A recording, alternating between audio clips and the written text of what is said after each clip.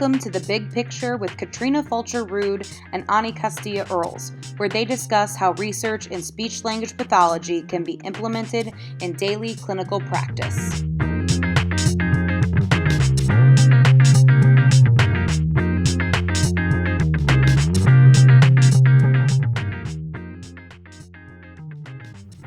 Hi everyone, and welcome back to The Big Picture. I'm Katrina. And I am Ani.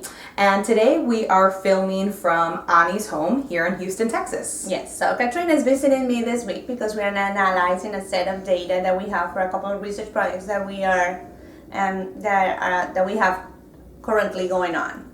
And we're taking some time right now while Ani's children are sleeping to record some videos for you. Hopefully they will not wake up while we are recording this. So let's talk about my children because there are a couple of reasons why we need to introduce them, right? One is because probably the technique that we are discussing today is very applicable to them and you're going to see them in the video.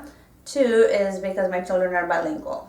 So Santiago and Gabriela are my kids. They are twins and they are almost 4 years of age. Their primary language is Spanish, so we speak only Spanish in their home, but they speak some English.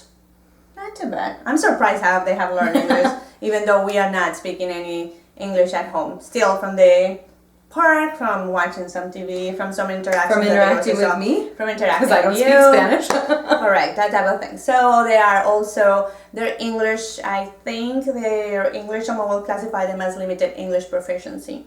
So we are going to use them as some of the examples for the topics that we're going to discuss today, and in a couple of episodes that are coming that are going to be directed about bilingual children.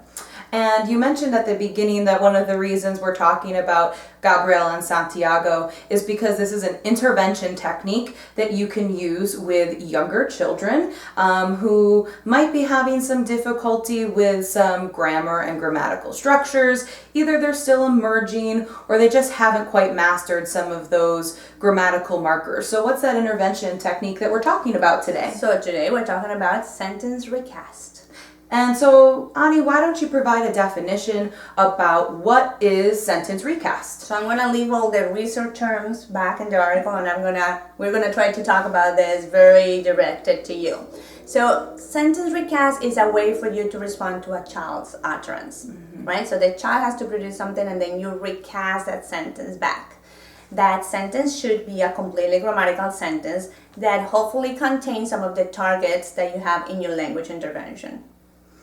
And so maybe, for example, let's say, I'm trying to think back to Gabriela and Santiago today. We were looking at a book and Gabriela said, he's stuck in snow. And so I recasted that back and said, he is stuck in the snow. So using the same elements, but just providing that utterance that is now grammatically complete, that has some of the grammatical elements that she was missing. Correct.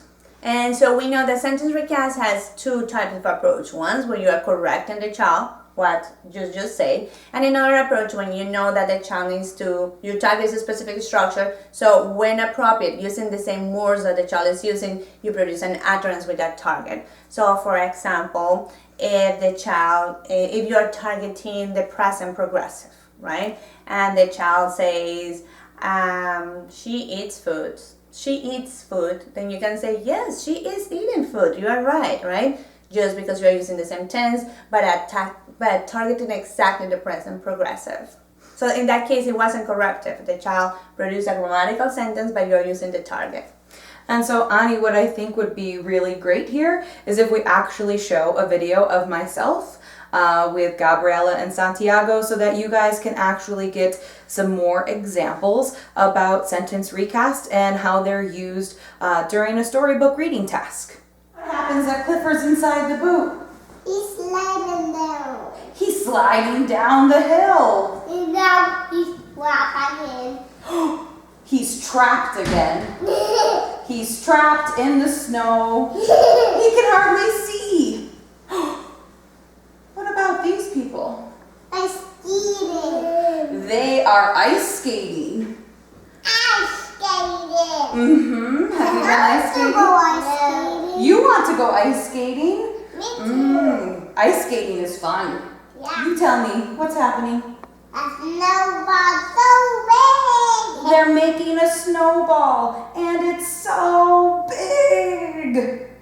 What do you think they're gonna make with that snowball? A snowman. They will make a snow. What happened to Clifford here? What's going on at the end?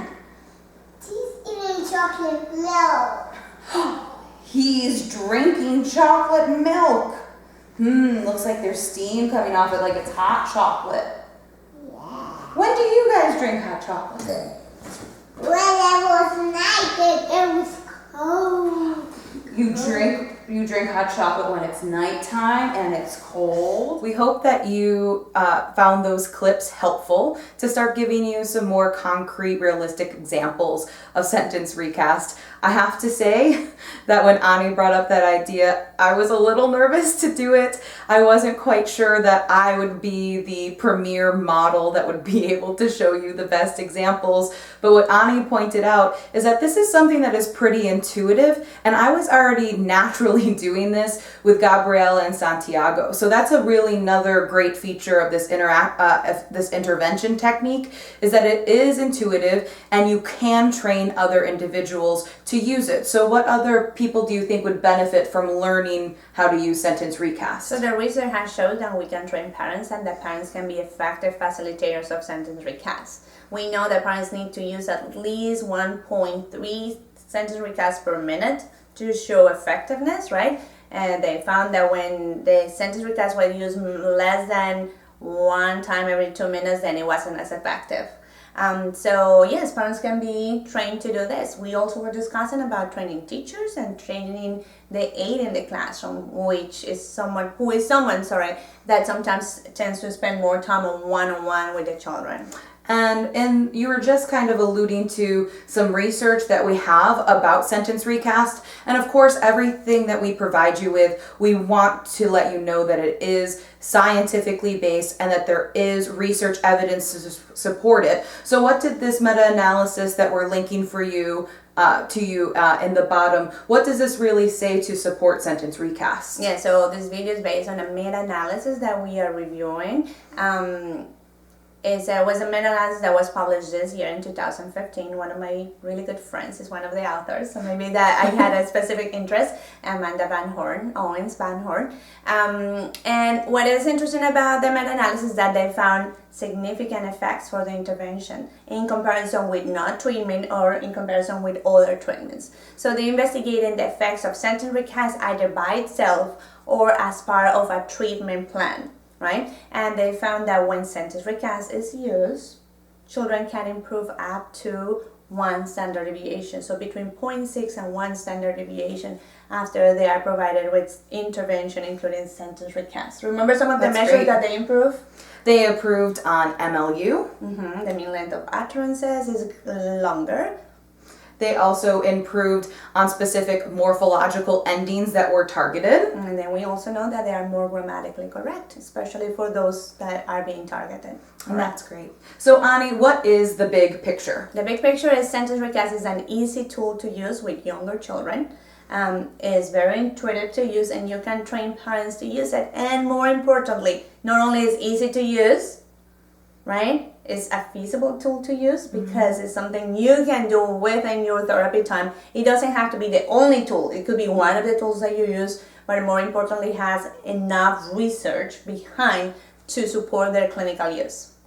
And so let us know if you have any questions about this video, or if you try out sentence recasting or train a parent, let us know how that goes. You can leave a comment to us below here on the YouTube video, or you can feel free to email us at any time at thebigpicturevlog@gmail.com. And how else can they get a hold of us? You can also like our page on Facebook. And we are at the Big Picture Vlog. You just like it, and every time there is a new video, we hope it will show on your feed and you will keep up with us. Remember that we publish a new video once a week, every Thursday. That is our goal. We are trying to sync ourselves with the school calendar, with the school system calendar. So when most of the SLPs in the school system are on break, we will be on break. So thank you so much for watching, and remember to keep on thinking about the big picture.